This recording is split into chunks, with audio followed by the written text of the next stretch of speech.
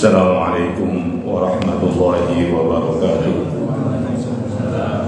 Bismillah walhamdulillah wassalatu wassalamu ala rasulillah Sayyidina Muhammad ibn Abdillah wa ala alihi wa sahbihi wa man tabi'ahu wa nasarahu wa ba'da. Amma ba'du. Bismillahirrahmanirrahim. Qala musannifu rahimahullahu ta'ala wa adaman nafa bihi wa bi'ulumihi waqtur rawahil muraghabu fihi ila Jumu'ah. Waktu berangkat menuju sholat Jumat yang disukai. Kemarin kita sudah membahas satu hadis yang berkaitan dengan waktu-waktu keutamaan pergi atau berangkat menuju sholat Jumat dengan masing-masing reward atau penghargaan terhadap orang yang berangkat lebih awal sampai yang terakhir, ya. Kemarin dikatakan orang yang mandi di hari Jumat dengan cara mandi seperti mandi janabah, kemudian dia berangkat, ya, maka seolah-olah dia itu berkorban satu ekor sapi, ya. Ini sampai kemudian yang terakhir rewardnya itu hanya mendapatkan nilai korban satu butir telur. Nah, ini memang berdasarkan hadis yang diriwayatkan oleh perawi-perawi hadis utama, jadi Imam Bukhari, Imam Muslim, Imam At-Tirmidzi, ya, itu meriwayatkan hadis ini. Jadi rawahu jamaah. Hanya persoalannya hadis ini hanya menyebut sa'ah, ya, yaitu satu saat. Kalau dibahasakan 1 jam, jam ke-1, jam ke-2, jam ke-3 sampai jam yang kelima, gitu ya, gitu. Nah, ini ada beda-beda pendapat. I'taqada jama'atun minhumul jumhuru ghairul malikiyyati anna hadhihi sa'ati hiya min awalin nahari ila zawal. Sejumlah ulama fikih, di antara mereka adalah mayoritas ulama fikih, mereka itu selain kalangan ulama Malikiyah, mereka meyakini bahwa yang dimaksud dengan saat, ya, saat di sini adalah min awalin nahari ila zawal, sejak awal siang sampai tergelincir matahari. Jadi kalau kita hitung, umpamanya matahari terbit jam 6, ya, tergelincir jam 11.56, umpamanya begitu, maka waktu rentang itu dibagi menjadi 5, ya. Ini mayoritas ulama fikih mengatakan dihitung sejak awal siang sampai masuknya waktu zuhur, ya. Kalau kita hitung begitu berarti jam 6 sampai jam 7 lewat sekian itu yang dapat pahala sama mengorbankan satu ekor sapi, gitu kan, ya. Nanti dari jam 7 lewat sekian sampai jam 8 lewat sekian itu nilai pahalanya sama dengan orang yang berkorban pertama onta, yang kedua sapi, gitu kan, ya. Jadi 1 jam pertama dia udah hadir di masjid, berarti pahalanya sama dengan mengorbankan 1 ekor unta, ya. Jam yang kedua berarti sekitar jam 8 lewat sampai jam 9 lewat, itu nilainya mengorbankan 1 ekor sapi, dan seterusnya begitu. Kalau kita mengambil pendapat mayoritas ulama fikih, ya, selain ulama Malikiyah, ya. Jadi terbagi 5 tuh, ya, terbagi 5. Kan mulai dari unta, kemudian sapi, ya, kemudian domba, ya, domba yang bertanduk, kemudian ayam, kemudian telur, gitu ya, gitu. Fanadamu rawaha min awalin nahari, maka mayoritas ulama fikih mensunnahkan berangkat Jumat dari awal siang. Di kita nggak ada nih, ya, jam 6 berangkat gitu, ya, atau jam 6:30 berangkat Jumat, gitu kan ya, nggak ada kita ini. Lakinil azharu ma dzakaratul malikiyatu, tetapi kata menurut Prof. Wahbah Az-Zuhaili, pendapat yang paling kuat seperti yang dikatakan oleh ulama Malikiyah, annau ajza'u sa'atin qabla zawali, sesungguhnya yang dimaksud waktu-waktu itu adalah bagian waktu sebelum tergelincir. Jadi beberapa jam sebelum tergelincir. Kata ulama Malikiyah, bukan dari awal siang, tapi beberapa jam sebelum tergelincir matahari.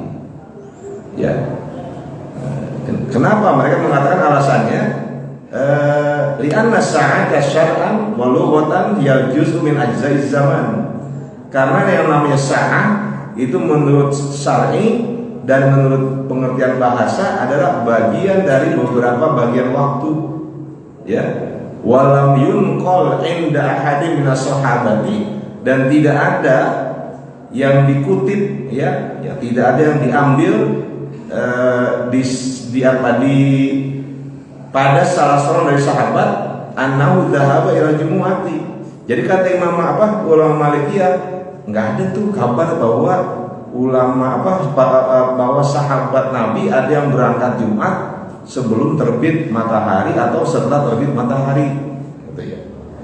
Jadi rupanya ulama Malikiyah bersandar pada itu. Ya, diteliti-teliti nggak ada kabar yang mengatakan bahwa sahabat Nabi itu ada yang berangkat Jumat sebelum terbit matahari atau sedikit setelah terbit matahari. Maka ulama Malikiyah mengatakan hitungannya yang 5 itu bukan dari awal mulai siang, tapi itu mendekati, ya, beberapa jam mendekati Jumat, gitu kan ya.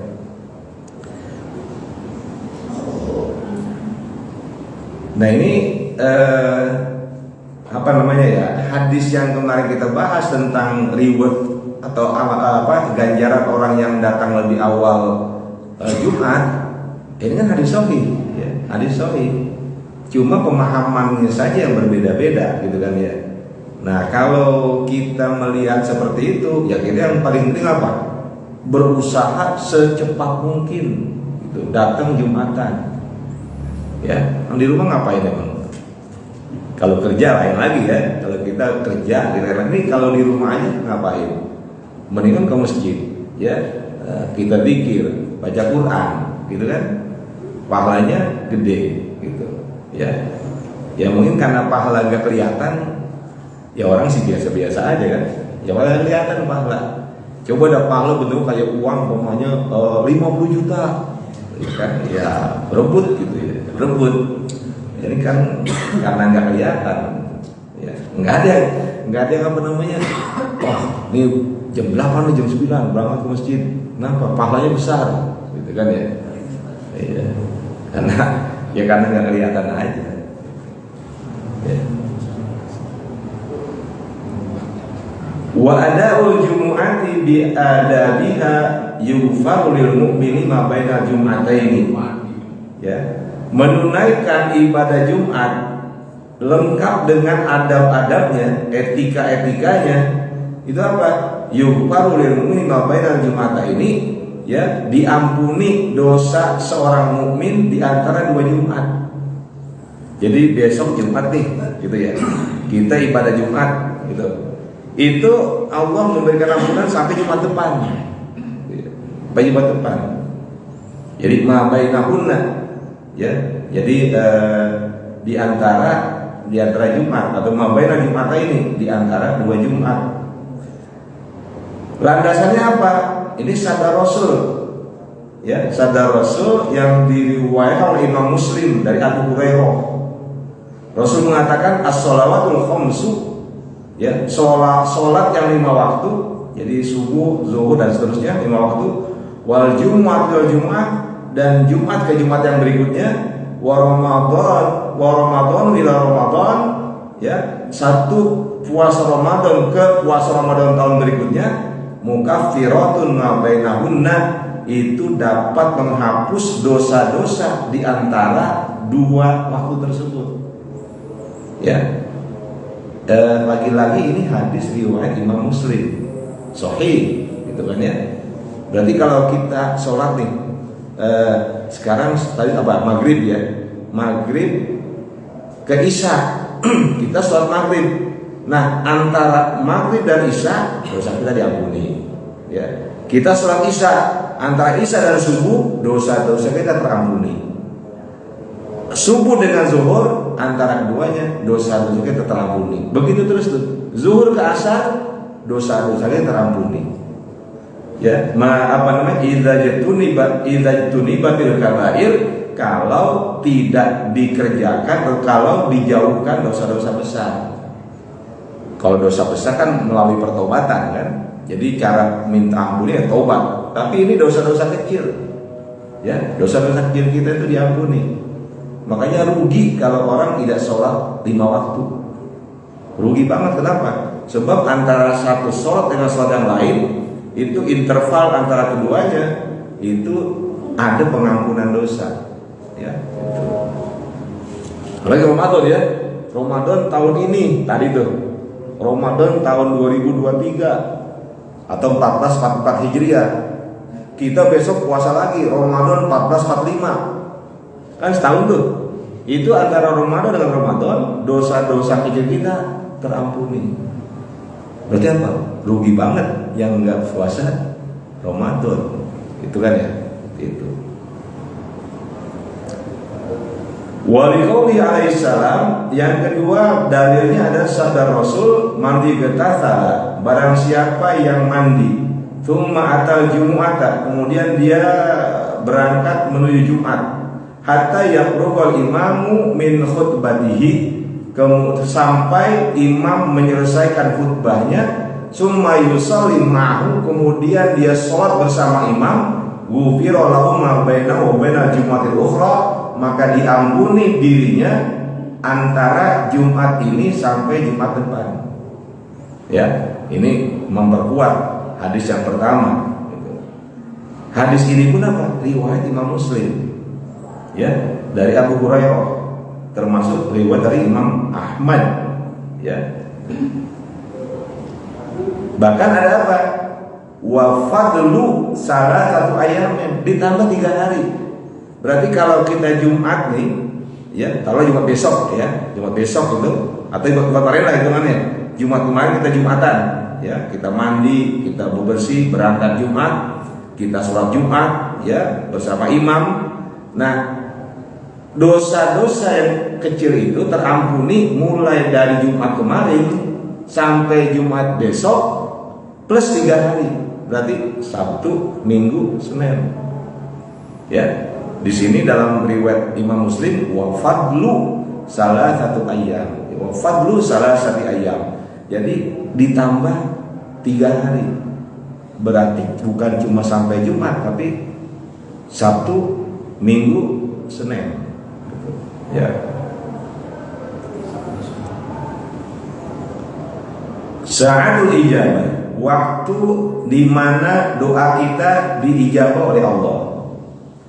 Wabiha, dan di dalam hari Jumat, saatun, ada satu saat yustajabu doa biha, di mana doa yang kita munajatkan kepada Allah itu akan dipenuhi.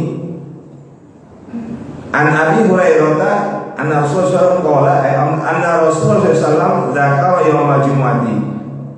Ya, riwayat dari Imam Abu Hurairah bahwasanya Rasulullah SAW menyebutkan di hari Jumat, ya.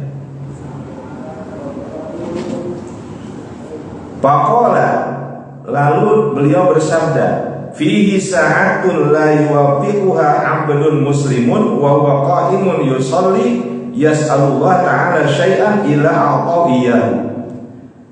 Jadi pada saat itu tidaklah seorang muslim kecuali dia menepati, ya, tepat pada saatnya, dan dia berdiri sholat, lalu dia minta kepada Allah Subhanahu wa taala sesuatu, illa atau iya, kecuali Allah akan memberikannya.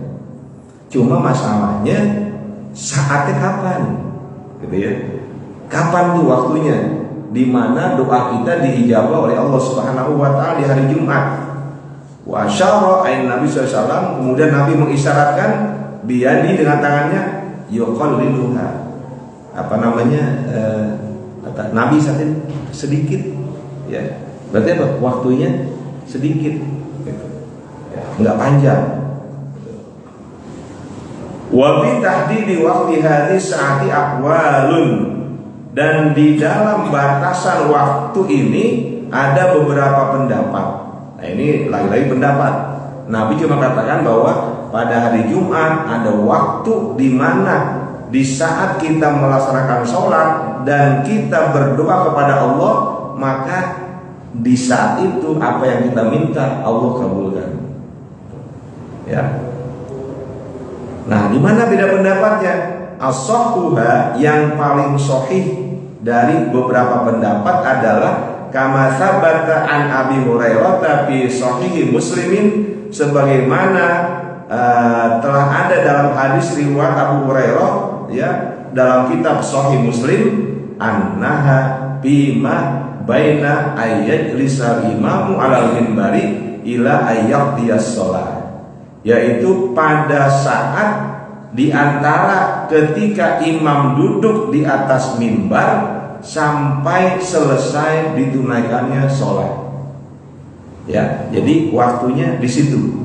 Ini pendapat yang paling sahih.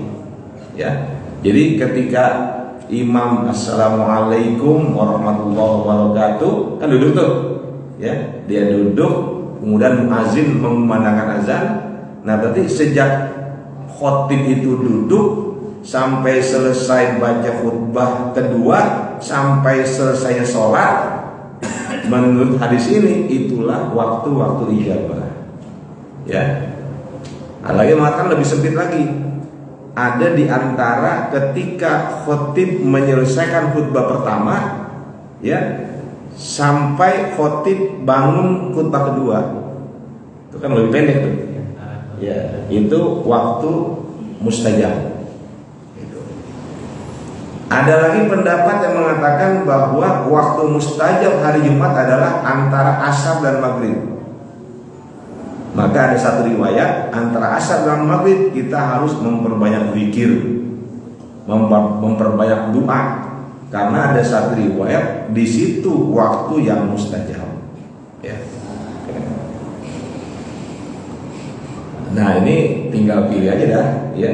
Kalau mau menjaring, ya pakai semuanya. Pakai semuanya, kita ambil semuanya tuh. Ya, pada saat seperti yang dikatakan dalam hadis riwayat Imam Muslim, mulai khotib duduk sampai selesai sholat. Nah, di situ kita banyak permohonan kepada Allah. Ya. Nah, yang kedua, karena itu udah masuk yang dekat-dekat. Yang kedua, ba'da asar kita pun berusaha, ya, untuk memperbanyak munajat pada Allah Subhanahu wa taala.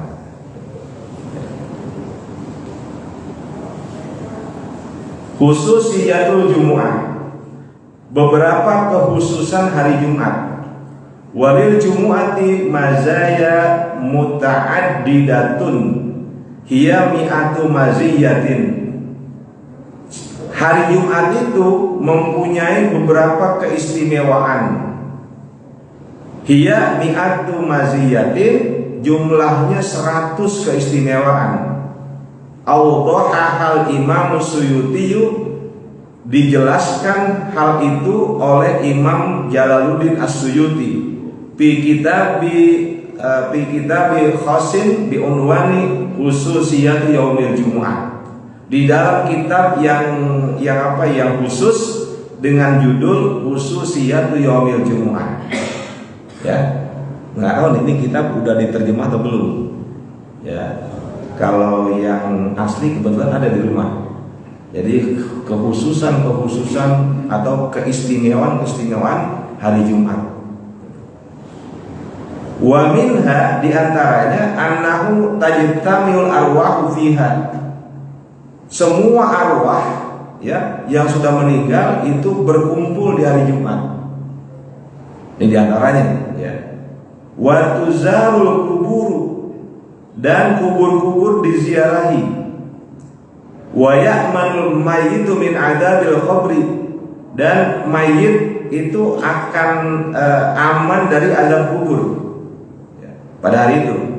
Wa man mata fihi, barang siapa yang meninggal pada hari Jumat, au fi lailati, atau pada malam Jumat, amina fihi min adzabil qabri, maka dia akan aman dari azab kubur pada hari itu ya.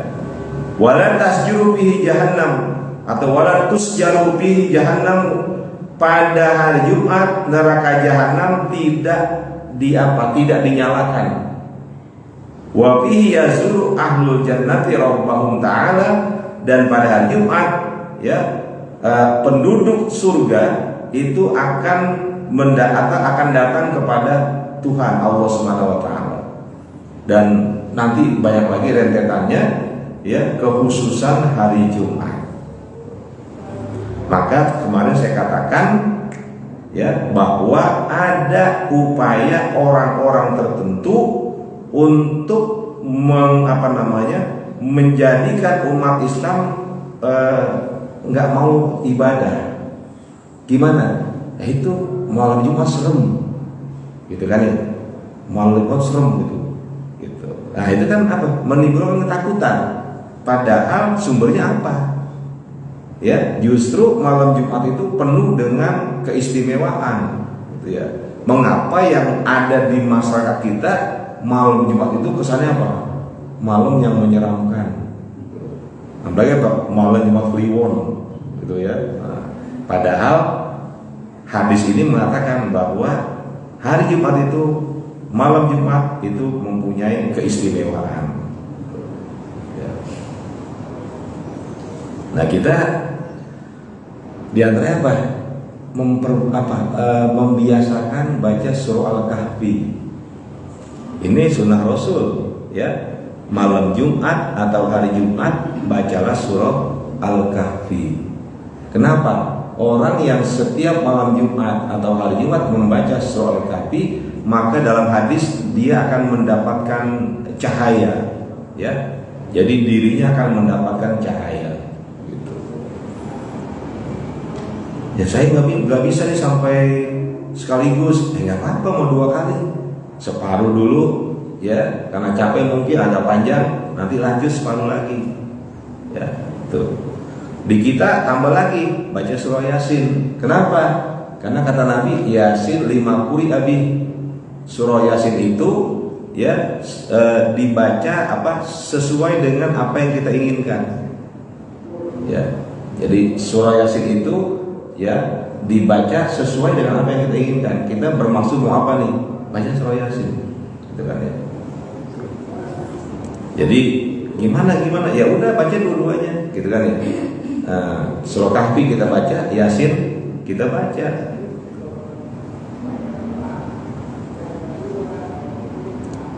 Pokoknya pada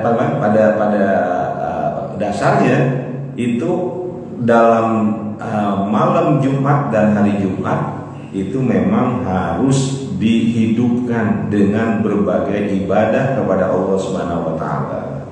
Ya. Berikutnya at-tasyriku bil ibadati. At-tasyriku bil ibadah, keikutsertaan dalam ibadah atau partisipasi dalam ibadah. Wa man sa'a yuridul jumu'ata, barang siapa yang berjalan untuk menunaikan sholat Jumat, wa hawaijahu, atau dia menyiapkan semua kebutuhan Jumat, wa kana mu'azzamu maqsudi al-jumu'ah, dan tujuan utamanya adalah ibadah Jumat, nala thawab as-sa'i ilaiha, itu akan mendapatkan pahala berangkat menuju Jumat ya. Jadi ibu-ibu yang menyiapkan tuh buat suaminya gitu, anak-anaknya laki ya, nyiapin kain, nyiapin peci gitu ya, dan sebagainya, itu pahalanya besar ya. Jadi sama dengan pahala berangkat ke Jumat. Jadi ibu-ibu nggak usah khawatir, saya nih ibu-ibu gimana ke Jumatan ya. Itu orang laki enak bener gitu ya, bisa Jumatan, pahalanya banyak. Ya, ibu-ibu mempersiapkan kebutuhan yang memang diperlukan oleh orang yang mau berangkat Jumat, suami atau anak gitu ya. Namanya apa? Tasrik, keikutsertaan, partisipasi gitu ya, partisipasi ya.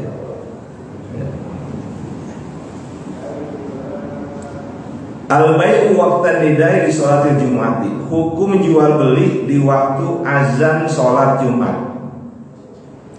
Yajibu sa'yu li adai jum'ati kama bayyana indal jumhuri indal adzan tsani alladhi yakunu baina yadil khatib 'alal minbar. Wajib hukumnya berangkat untuk menunaikan sholat Jumat sebagaimana kami telah jelaskan menurut mayoritas ulama fikih. Apa? Indal adzan tsani, ketika azan yang kedua, alladzi yakunu baina yadil khatib al mimbar, yaitu ketika khatib sudah berada di atas mimbar. Itu wajib tuh. Kalau udah begitu hukumnya wajib berangkat gitu. Ya, udah di kemenangan tuh kan, kalau azan yang kedua khatib naik, kemudian assalamualaikum, azan dikumandangkan. Nah, ketika azan yang kedua dikumandangkan, nggak ada lagi alasan masih di toko, masih di rumah. Kenapa? Sudah harus berangkat. Bahkan wajib hukumnya berangkat ke Jumat. Ya, kadang ada yang sengaja tuh, ya, karena mungkin males gitu, berangkat Jumat udah mau habis tuh khotbah, ya, khotib udah mau selesai, ya, baru datang. Padahal di sini apa? Wajib hukumnya menurut mayoritas ulama ketika dikumandangkan azan yang kedua semua sudah bergerak untuk sholat Jumat. Wa qala al-Hanafiyyah bil as-sahih. Ulama-ulama dari mazhab Hanafi ya mengatakan pada pendapatnya yang paling sahih, yajibu sa'yu ba'dal adzanil awal. Nah, ini malah lebih ketat lagi. Mereka mewajibkan untuk berangkat menuju Jumat setelah azan pertama. Berarti kalau azan pertama udah dikumandangkan, wajib berangkat. Wajib berangkat Jumat. Wa illam yakun fi zamanir Rasul SAW, sekalipun azan pertama itu tidak ada di zaman Rasul. Bal fi zamani Utsman radhiyallahu an, tetapi azan pertama itu ada pada masa pemerintahan Sayyidina Utsman bin Affan radhiyallahu an. Jadi pada masa Rasul tidak ada azan pertama. Pada masa Abu Bakar tidak ada, pada masa Umar Ibn Khattab tidak ada. Ya, pada masa Utsman bin Affan beliau mulai memberlakukan azan pertama. Ya. Apakah bid'ah? Ya enggak. Oh, Nabi nggak pernah kerjakan, gitu kan ya. Kan Nabi nggak pernah kerjakan, bid'ah dong, gitu kan. Wakul bid'atin dolalah, oh itu sesat. Wakulun binar, sesat itu di neraka. Pertanyaannya, ya sahabat Utsman itu sudah dijamin masuk surga. Ya, masa sih, gitu ya? Masa sih ke neraka? Kan nggak mungkin, nggak mungkin, ya. Jadi sesuatu yang Nabi tidak kerjakan, kalau dikerjakan oleh umatnya selama tidak bertentangan dengan Al-Quran dan Sunnah, itu bukan bid'ah, ya, bukan bid'ah. Kemarin saya katakan apa? Sayyidina Umar zaman Rasul taraweh enggak jamaah, gitu kan, masing-masing. Zaman Sayyidina Abu Bakar taraweh enggak jamaah. Sayyidina Umar bin Khattab mulai memberlakukan sholat tarawih berjamaah, ya. Bahkan beliau mengatakan apa? Nikmatil bid'atu hadhi, ya. Bid'ah yang terbaik ini nih, gitu ya. Ini yang terbaik bid'ahnya. Kenapa? Dulu sholat tarawih enggak jamaah, lalu beliau mulai apa? Memberlakukan sholat tarawih berjamaah, ya, dengan mengatakan apa? Ni'matil bid'atu hadhi. Itu ucapan Sayyidina Umar, ya, gitu. Bid'ah yang terbaik ya ini, gitu, ya.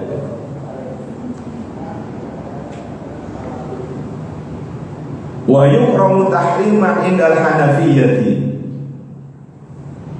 Kalangan ulama Hanafiyah mengharamkan, wa yahrumu inda ghairihim, dan selain ulama Hanafiyah juga mengharamkan. Jadi makruh tahrim itu udah mendekati haram. Sedangkan ulama-ulama selain Hanafiyah mengatakan haram. Hukumnya apa yang haram? At-tasyawulu anil jum'ati bil bai'i wa ghairihi minal uqudi. Menyibukkan diri ya dengan kegiatan jual beli ya pada saat sudah dikumandangkannya diserukannya Jumat, itu hukumnya haram.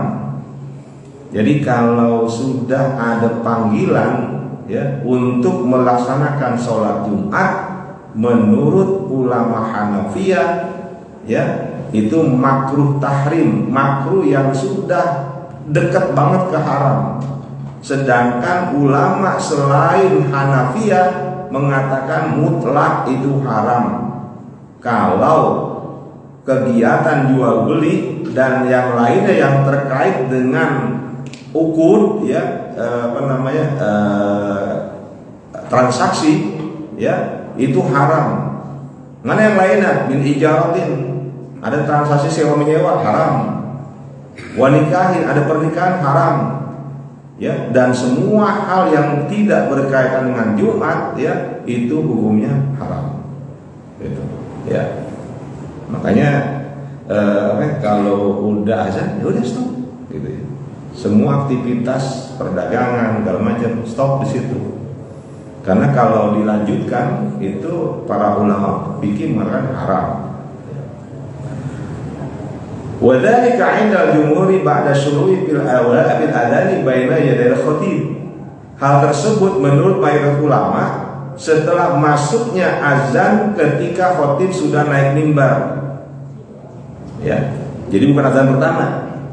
Ya, azan yang kedua. Ketika azan yang kedua udah dikumandangkan, khatib naik tadi, kemudian duduk, muazin mengumandangkan azan. Di situ sudah tidak boleh lagi ada praktik jual beli, ya.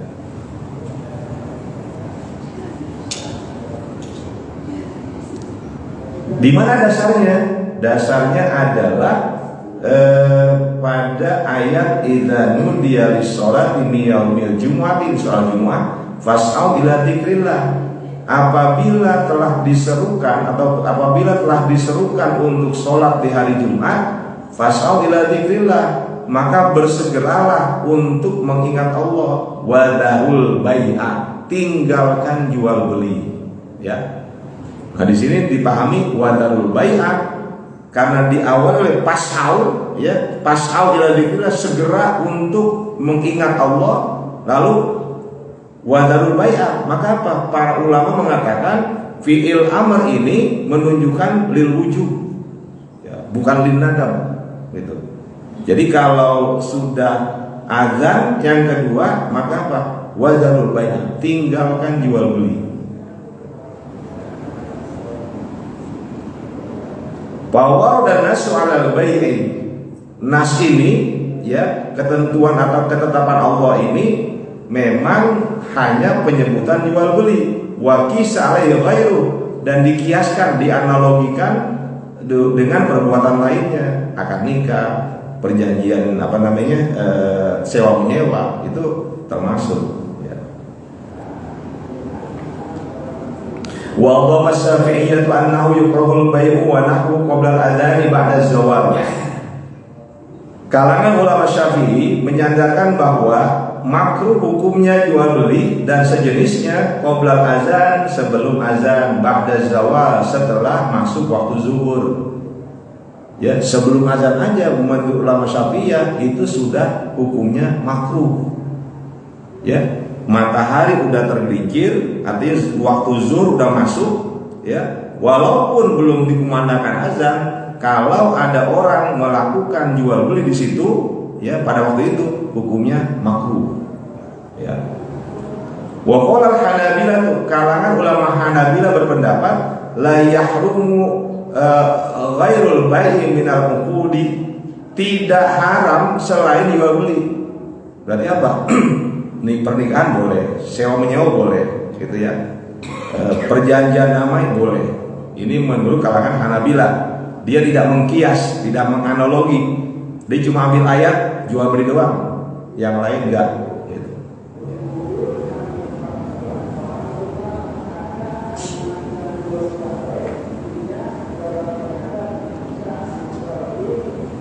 Wa tahrimul bai'i wa wujubus syai' yukhtassu bil muqaddimina bil jumu'ah. Keharaman jual beli itu dan kewajiban untuk berangkat menuju masjid untuk Jumatan itu hanya khusus bagi jamaah Jumat. Amma ghairuhum, ya. Amma ghairuhum, adapun selain mereka. Siapa itu selain mereka? Minan nisa, para perempuan, wasibyan, anak kecil, wal musafirin, orang musafir yang memang enggak kena kewajiban Jumat, fala yaqutu bihaqqin dzalika, maka itu tidak berlaku pada mereka. Ya. Kenapa? Karena mereka itu dianggap orang yang tidak wajib Jumat. Ya. Jadi ada pendapat yang mengatakan oh itu yang namanya haram, larangan jual beli hanya orang-orang yang memang wajib untuk datang beribadah Jumat.